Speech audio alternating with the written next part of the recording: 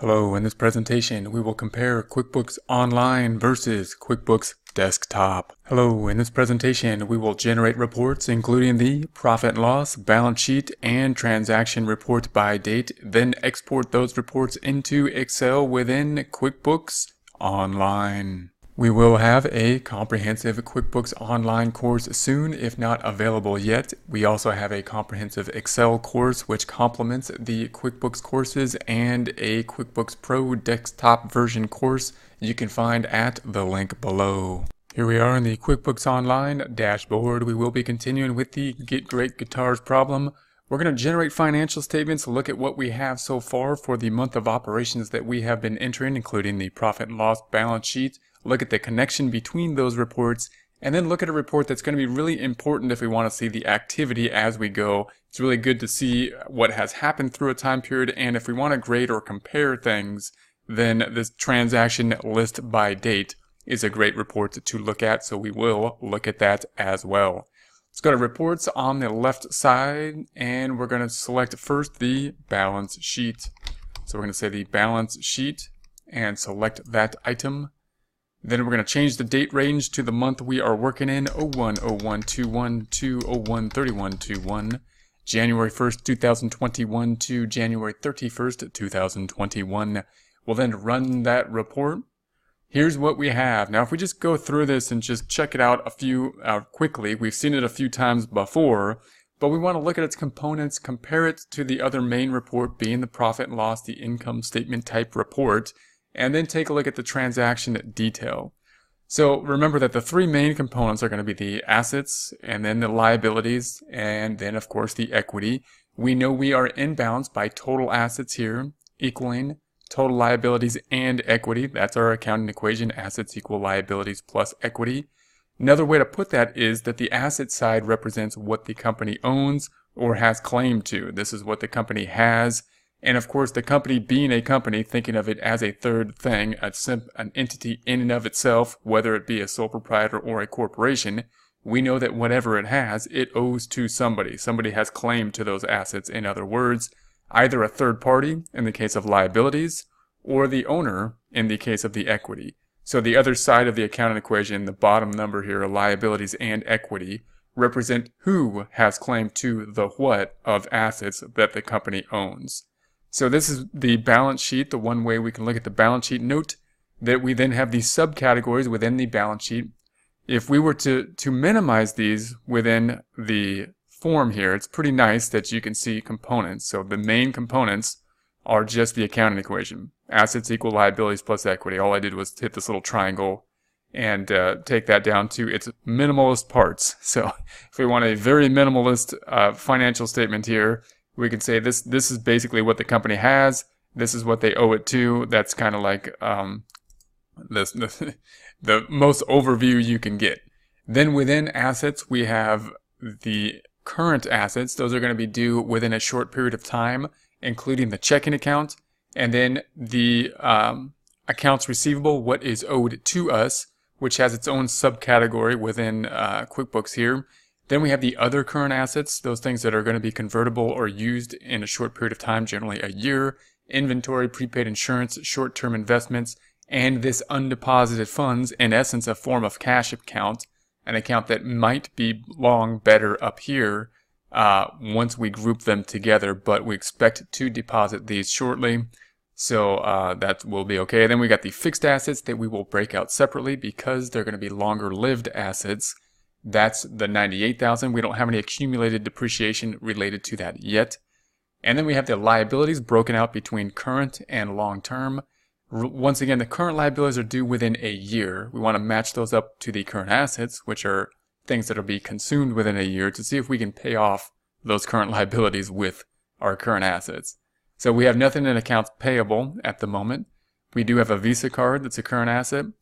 And then we have other current assets. We owe the State Board of Equalization for sales tax that we've been collecting.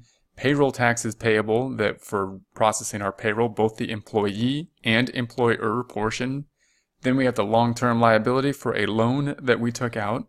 We're assuming all of it is due after a year's time period, and we might have to make an adjustment for that at the end of our adjusting process, which we'll do actually next month.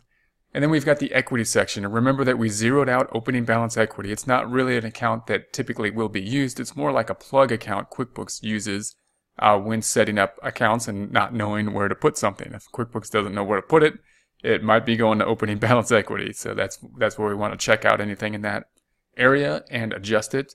We have the owner's investments. That's what the owner put in terms of money from the owner to the company, as opposed to retained earnings.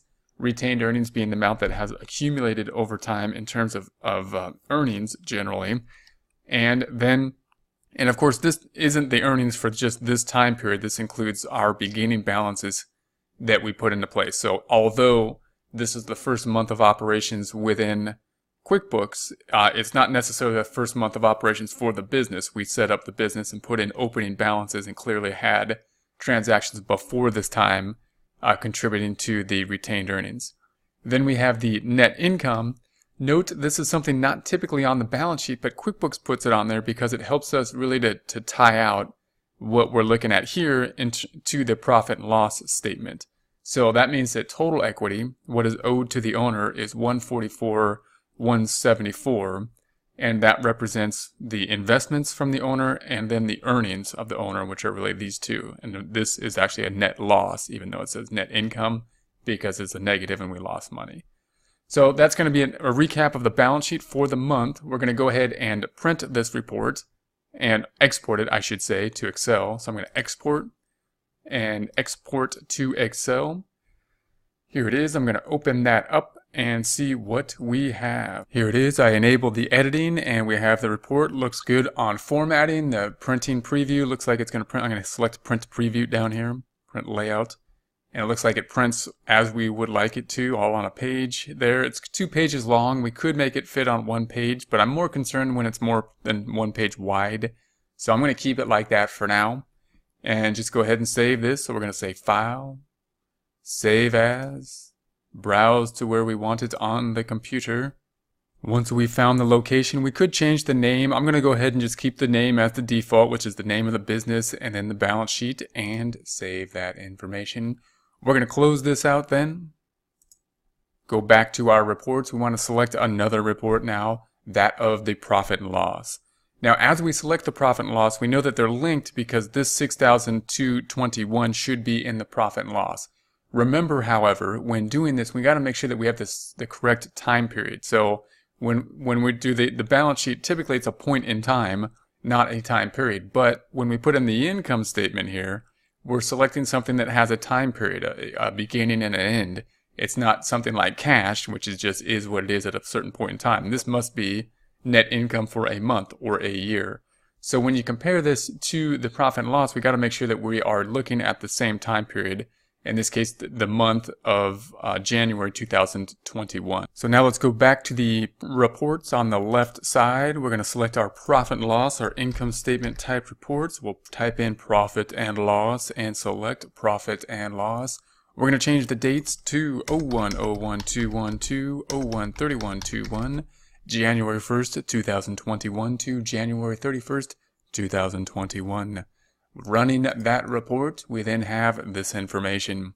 Let's just recap this real quick. We note that the bottom line number is that 622,193. That's what we found on the balance sheet. So they are connected. They are related. This will be part of the equity section. This is really detail about the equity section, about the earnings over time, or in this case, the loss over time. So what we have first here is we've got the sales of products. These are inventory items we sold, as opposed to service items that we sold, and we broke those out into 2 separate accounts. That's going to be our total income, sometimes called revenue. We're going to call it income, same thing. Cost of goods sold, that's the cost of the inventory we had to consume in order to generate revenue. That's mainly connected to this revenue up here, the revenue related to selling inventory. This number is so important as an expense that we typically break it out in its own area. When we sell inventory, cost of goods sold is hugely important. If we don't have inventory, cost of goods sold is not there. So this will give us a subcategory of total income minus cost of goods sold gives us the gross profit. That's our profit before all other expenses. And then we have all other expenses. office, payroll, telephone, utilities. Notice that when we set these up, I put payroll expense on some of these and no expense on some of the others, such as utilities. You may want to standardize that and have an expense in there on all of the accounts or none of the accounts. Some accounts, they just typically roll off the tongue as payroll expense, and possibly you'd want to put expense in the writing as opposed to payroll liabilities, which would be on the balance sheet. Some people would like to be consistent and have that go through all the way through, like utilities expense to have it all the way through. So you might want to think about that. That's really just something that goes into the bookkeeper's preferences. And so some people will always want to have an expense. Some people will never want to have an expense. And some people might put in a system such as, well, if utilities is the only utilities and it's a utilities expense, meaning there's no prepaid utilities or no utilities liability or utilities payable, then it's not very confusing. It's just an expense and I don't need one. Or as opposed to payroll expense, which has a payroll liability account as well. So if we just put payroll, it might be confusing. So think of, there's a lot of flexibility on the profit and loss in terms of how you're going to group these things. So then we have the total expenses here, and then we have the gross profit minus the rest of the expenses, in this case giving us a loss. Not uncommon for the first month of operation or for a fairly new business. So we'll have the loss here. That was then part of the balance sheet. We're going to go ahead and then print this out, or export it. We're going to export this once again. So we're going to select export and export to Excel.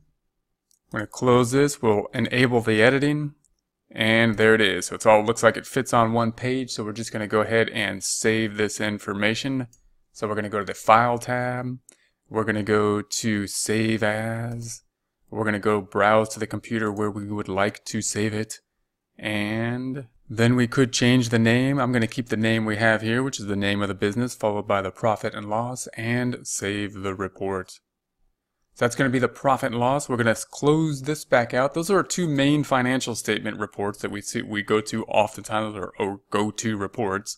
And now we're going to look at the report that's really a good detailed report, and that's going to be the transaction list by date. So to get to that report, we're going to go over to the reports on the left. Also note, however, before we do that, that the general ledger is also a really good place to go, and that's something we work with a lot in our normal accounting courses if we're taking accounting courses. And really, we could run a general ledger and get all the general ledger for all reports, which is often asked for in terms of an audit. But the transaction detail, if we select on these items, will give us something similar to, it's called a transaction report in QuickBooks. This, in essence, is the GL activity, the general ledger for each account. So if we wanted to go through the GL individually by account, we can do that and go through to these accounts. If we want to see all the transactions that have happened over a time period over any account, that's when the transaction detail list by date will be helpful. So let's do that. We're going to go to the reports on the left side. We're going to type in here the transaction list by date. So here it is, the transaction list by date. That's the one we want. So we'll select that. And then we'll change the dates from 01/01/21 to 01/31/21, January 1st, 2021 to January 31st, 2021. We'll run that report, and here is that report. So we have the dates on the left side. We're going to have the types of transactions, and this is what's great about this report. It gives us all the transactions we have. Great for taking a look at what has happened over a month. Also great if we're comparing what we have done to someone else, such as in grading. So this is a good one if we're doing this problem, if we're working through this problem. If our balance sheet and our profit and loss haven't tied out exactly to what they should, then take a look at this report, tick and tie off everything here to there, to what I have to you have, and that should be the difference. Now, if something is on this report, and not your report, and you're checking off and working the same problem, possibly it is a date issue, meaning it's very possible you didn't put everything in there as of 2021. So just change this beginning date to the current date or before the current date, and then run this report again and see if you see any outliers, see if you see any dates. So I'll do that right now. We'll say run this report, and we'll just say the current year is 2016, just to go way back in time and see if we just put a date that was way out of whack. Then if we go through here, we could see that, okay, we see detail for 2020, and we ran the report for 2021. And that makes sense because 2020, we had entered data before the month in which we started operations. We did that in the last section and ran a detailed report for that. And then we've got the 2021, so that looks good. And there's nothing other than that here. If there is something other than that, you say, this was a wrong date. This date's in there as of a way earlier date. It needs to be changed.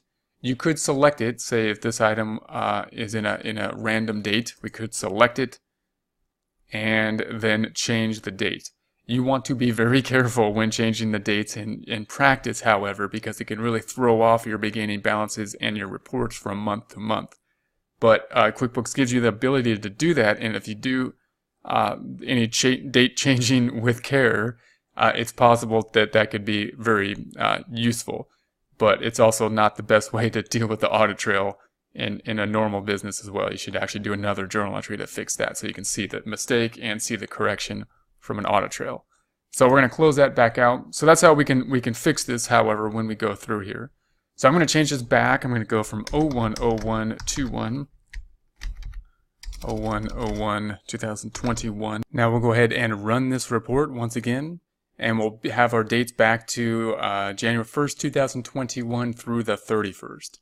Now this will have the date, it's going to have the transaction type, which is really important. That'll tell us if it's a journal entry, a check, or a deposit. So this is really useful information when checking this stuff off. Then we'll have the number, the posting, the name if there is one, the memo description if we have one. We'll have the account and the split account, the two accounts that will be impacted by the transaction, and then we'll have the amounts. Now it is possible for the amounts to be out of date. We're in ordering by the dates over here, but it is possible if they're on the same dates for the amounts to be out of order. What you want to do is check off everything to just tick and tie it off. Just check it off here and then check it off on your report and just tie everything out. If everything here matches what you have and the beginning balances were right, meaning we have the same beginning balances at the end of the first section when we entered the beginning balances, then this has to work. It basically has to tie out. So if we check everything off, we just go through all this, if we've been working through the problem, and just check all of these off from this report to your report and see that they are all there. And if they are not all there, we can add them, or make sure to check the dates before we add them and make any date adjustments that need to be made. Once we do that, then the two reports should tie out. We should be able to go to both these reports and tie them out. So you want to go through this whole thing and just basically check off these numbers from this report to your report. And so we'll just go through that entire thing. And then you also could check these items over here in terms of the transaction type and make sure that you have all the transaction types that are in here by date. Going through each date, checking off that you have the same transaction types in each of the dates. And if that is the case and the amounts are matching out, then we should be okay, and everything should tie out. Your balance sheet and your income statement should tie out. So let's go ahead and print this report and export it to Excel. So in order to do that, we're going to go up top. We're going to go to the Export to Excel. Here is our report. I'm going to close this. We'll enable editing. Now this one typically won't always fit on one page. Let's see if it does here. I'm going to go to the second tab, which is the page layout, and see if it fits on a page, and it doesn't. If we go back to the first tab, the normal, then it usually puts this little dotted line on where the breaks will be. It's also not, we can't see all the numbers over here, so we could make this larger. I'm going to put my cursor right between the J and the K, make that a little larger so we can see those items. Then we can go through and try to format this information. So first thing, we could go to landscape rather than portrait. So to do that, we'll go to the page layout. We will go to the page setup, orientation, select orientation, landscape. So we can have that. That'll help us out just a bit. And the next thing we can do is start adjusting the columns or maybe deleting columns that are not needed. We might want to go through that process and delete columns. It's a little difficult to delete columns because they merged these top cells, meaning rather than having a bunch of cells, A, B, C, D. It's all A1. This whole thing is A1. So that makes it a little hard to delete the cells sometimes. But I'm going to go ahead and do the next thing we could do, which is go to the Files and go to the Print. And within the printing options, we have the scaling option at the bottom here. I'm going to make this a little larger so you can see it because there's a drop down. If you go to the scaling option, what we want is to fit not really on one page, because I don't mind if it's 2 pages long. I mind if it's 2 pages wide. So what we want to do is fit all columns to 1 page wide, all columns to 1 page. So we'll select this item, and that will kind of force it to work. That'll put all the columns on 1 page. It does happen to be still 1 page long as well here, but that's just out of coincidence. The thing we want to have happened is not to have a cut here in another page. I'm okay if there was a cut here in another page, but not if there's a cut here in another page, because that makes it messy. So now it's all on 1 page. We had to kind of force it. You want to do that as a last resort. If there's any other way we could delete columns or anything like that, that would be better, because it doesn't change the size of the text, especially if you have multiple reports that you will be printing. Then you're going to have reports with all these different text sizes on them if you have to use that function, and you'd rather adjust the columns and whatnot in order to make it work rather than adjusting the size of the font. But if sometimes you got to do what you got to do. So we're going to go ahead and save that. So then we're going to go to File tab, and we're going to say Save As, and then we're going to go to Browse and locate where we want to put that on the computer. Once we find the location, we could change the name once again, but I'm just going to keep the default name and save that information. So those are going to be the main reports that we will have. Again, this report's really the one you want to check off. If there's any problems with the balance sheet or the profit and loss, this is the one to check off. Check everything off that is there. Go into it and drill down on it for any problems. Check the date ranges on it. Once this is set up correctly, then everything should be working on the profit and loss as well as the balance sheet. Hello, in this presentation we will talk about how to export reports to Excel, including a profit and loss, balance sheet, and transaction reports by date. If you've been following along with us, that's great. We will be continuing on the Get Great Guitars problem. If not, that's okay. We will demonstrate how to export reports to Excel. If you have this backup file, you can restore it by going to File and Restore the Company. That will bring you to the point that we are at now, and we'll be able to see the same data on the transaction report. If you're following through the data set, you should have the same information on the transaction reports as we process them. The one in particular we want to take a look at is the transaction report by date. That's going to be a really good comparison to see what we have done through this process and whether or not we've had any problems with the process, if everything ties out within these reports. So I'm going to open up the open windows on this side so we can toggle through the reports that we will be creating. In order to do that, we're going to go to the View at the top, drop down, and open Window List. And there are our windows that we want to have open. I'm going to go ahead and just keep the Home tab open at this time. It's all you need to have open, and we'll generate these reports as we go. So we have the balance sheet here, and then I'm going to open up the Company Home tab. So this is going to be our starting point, typically our starting point, only having the home page open. We're going to start out by taking a look at the balance sheet, then move to the profits and loss, then the transaction report. So let's go to the reports up top. We're going to go down to Company and Financial, scrolling down to the balance sheet. I'm going to change the date range. I'm going to go over to this side to change the range to the current period we are working on, 01/01/17 or 01/01/21, January 1st, 2021 to 12/31/21, December 31st, 2021.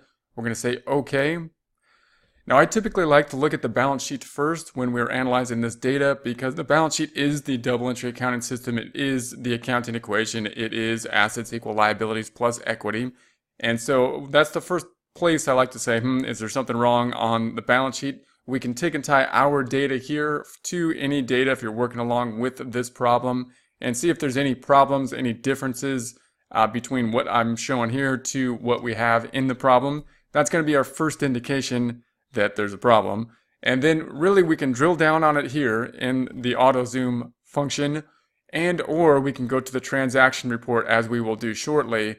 And those are two locations that we can really drill down and see what the issue is if there's any problems.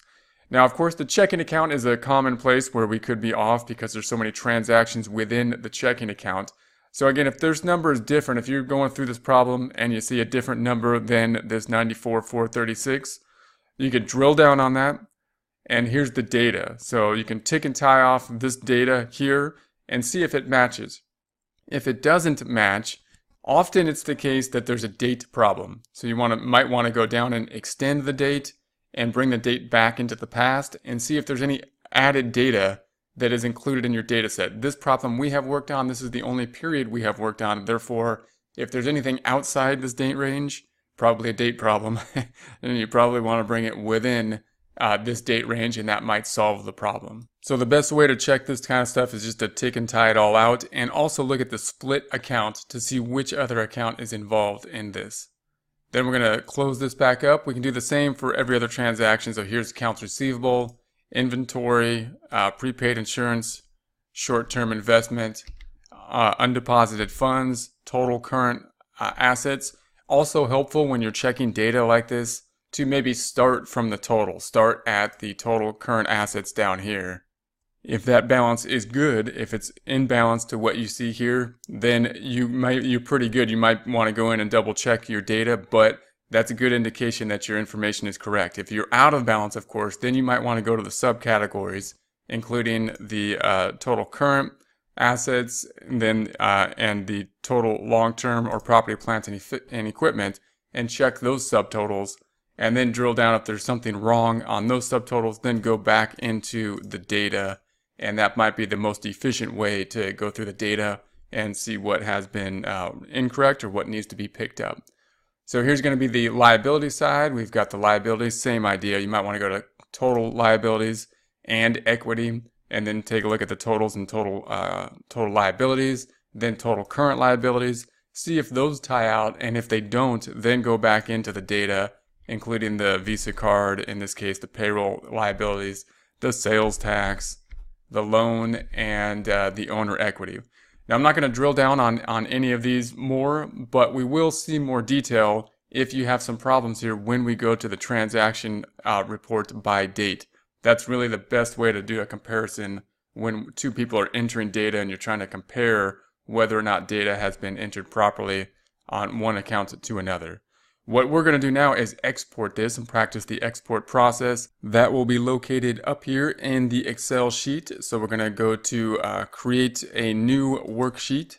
This is the first time we have exported the Excel, so we're going to create a new workbook, and then after that we're going to just keep on posting to the existing workbook. So we're going to say export, and it should open up a new Excel sheet, and it should export this data to one tab of that new Excel sheet that will then be opened. Here we go. Here's the new Excel sheet that has been generated. We see the new tab down here. I'm going to double click on that tab and rename it. We're going to call it a balance sheet. And we could increase the size of this sheet like so. And note that the header is not here, but there is a header. If we go to the page layout section over here, you will then, and go ahead, it's going to unfreeze pane, so we'll have to deal with that, but we're going to say, look at that, and if we scroll up top, we should have a header, but I'm going to unfreeze the panes so we can see that. To do that, we're going to go to the View tab, and in the Windows group, there's a pane, Split Panes. We're going to unsplit that, and that allows us to see the header. So the header does export. It's in the header function, which you cannot see in the normal view, going back to the normal view of Excel. So there's going to be our data to Excel. I'm going to save this workbook so that when we print the next two reports, we can export it to the same Excel workbook, and it'll create two more worksheets within the workbook. In order to do that, we're going to go to the File tab. We're going to say Save As. I'm going to browse, look for where we want to save this as. Now we have the location. I'm going to save it as section 7 in this location. That's going to be the name of the workbook. So I'm going to say Save, and we're going to say follow features. That's okay. I'm going to say yes. And there we have that. Now I'm going to close this back out, and we're going to go to the next report, that being the profit and loss. So close that out. We're going to go to the profit and loss. So I'm going to go to reports up top and scroll on down. We're looking for company and financial, and we're looking for the profit and loss standard. Changing the date ranges from 01/01/21 to 12/31/21. There is our data. Now, to just measure and check to see that we're on the same page and entering data, if you've been following along with the problem, best place to start is the net income and see if we have the same net loss in this case for this time period. And if that is the case, then that's a good indication that we're on the same page in terms of the data. If not, then go through each line item, starting with merchandising sales, services, cost of goods sold, and then the expenses, and see what is not tying out there. I'm not going to drill down and look at the GL for each data set. If you had two data sets you were comparing, of course, then the best way to check that would be to say, if this number is different than what we have, let's do an auto zoom on each of those and check the transaction detail. Check basically the general ledger and see if we have the same detail making up this bottom line number.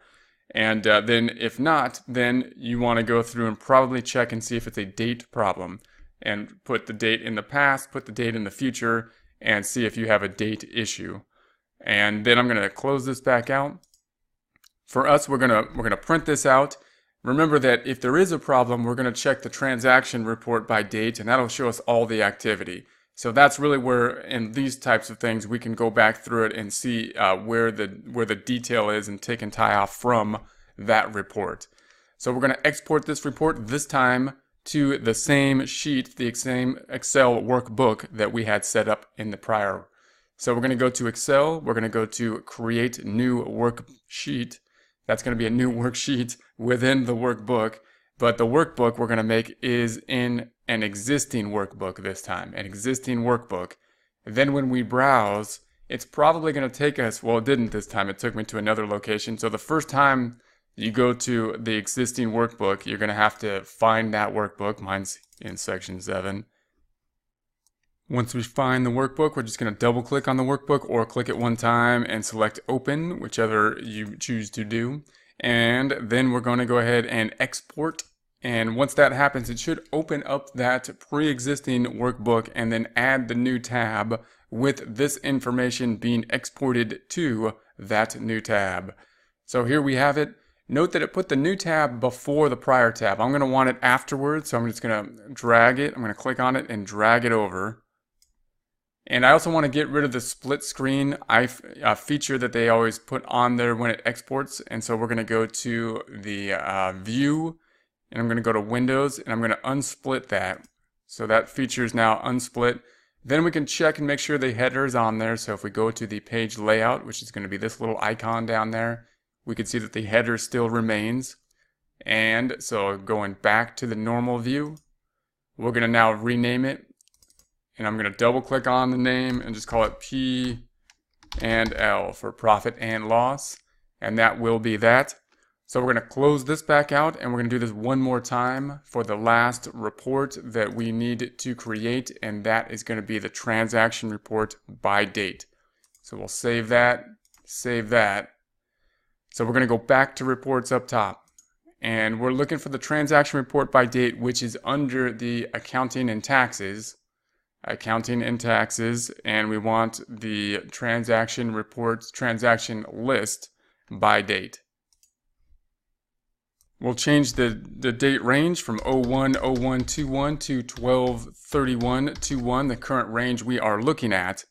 And this will give us a detail of everything that we did during this time period. So it's going to give us the type of item that we did, whether it be a check, a transfer, an invoice, a payment, the date that it happens, the number, the name, whether that be vendor, customer, employee, and we have the memos, we have the account, and then we have the split, meaning what other account is affected, and then we have the amounts. This is really the report that you really want to tick and tie out. If there's a problem, you want to check each of these numbers and see if there's anything missing, meaning if it's on this worksheet and not the one you're working with, then we'll probably need to add it, or see if there's a date problem, change the dates and see if it has been entered outside the date range. And if there's something on your worksheet that's not here, then the question is, should it be there? Do you need to delete that? Is there a duplicate? And do we need to delete those? So I'm just going to go through this one by one just real quick here. So just so you can see these, there's a 65. Well, let's do this one by one. Negative 12,000, negative 16,000, negative 65,000, 50,000, negative 7,000, 430, 50 cents, 399, 5,000, 7,500, 8,000, 420, 208, 628, 20,500, negative 400, negative 598, 525, 816 and 27 cents, 430 and 50 cents. Scrolling down, 525, 955 and 50 cents, negative 11,000, negative 500, negative 620, negative 360, negative 15,000, negative 3,539 and 33 cents, negative 630, 100 and 200. If there's any problems with those, then drill down on those and see what the item is, and see if you can locate the problem for those items. If anything is out of order, then that's okay. It might just be a date thing, but if it's within this range, so for example, if this date, you have this transaction of this 20,500, but it's dated on a different date, such as the 25th or something like that, it got grouped somewhere else, then as long as it's in this date range, it probably won't be throwing off your reports, including your balance sheet and your income statement.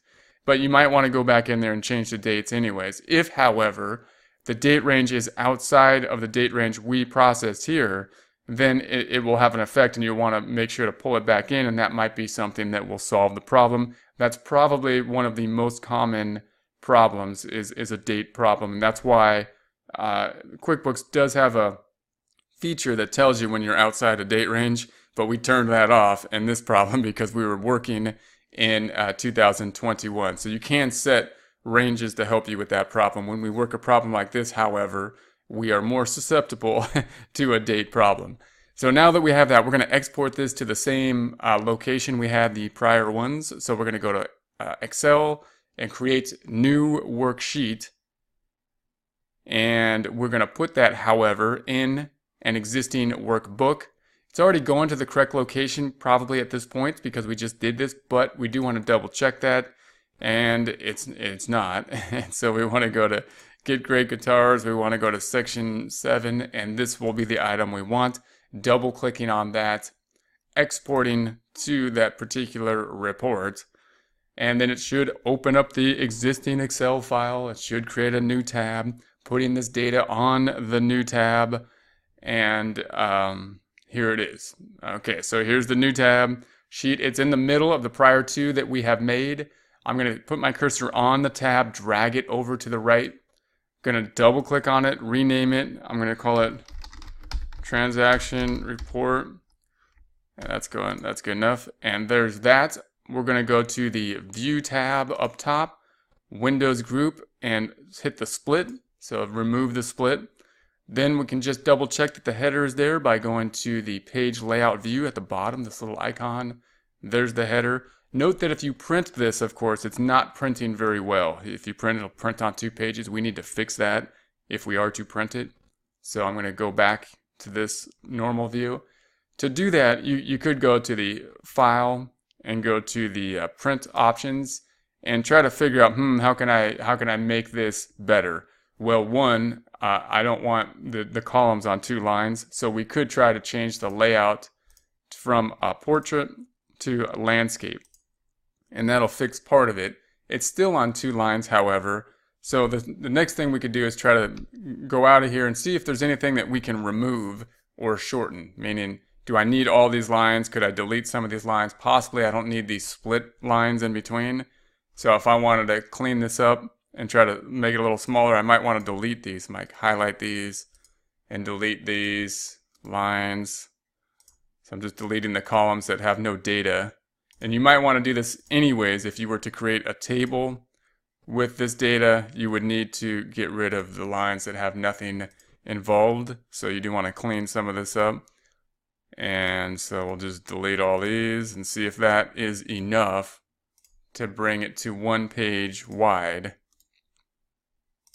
And then if we go back to the file and we go to the print, we can see that it is on 1 page. Now, if it were not, and that wasn't enough, and that's all we could do, we're like, we can't do anything else, your last resort is to scale it to fit on 1 page. You generally fit all columns on 1 page, meaning I don't really mind if it goes 2 pages long, but we do typically mind if it goes 2 pages wide and we have to put 2 pages together, for example, to see the account column and how it lines up to this check. So 2 pages, so that would typically be this item here, fit all columns to all columns on 1 page, meaning it could be 2 pages, but I don't want the columns to be split. So that's going to be just some options there. We're going to save this and we're going to close this, and that will be that.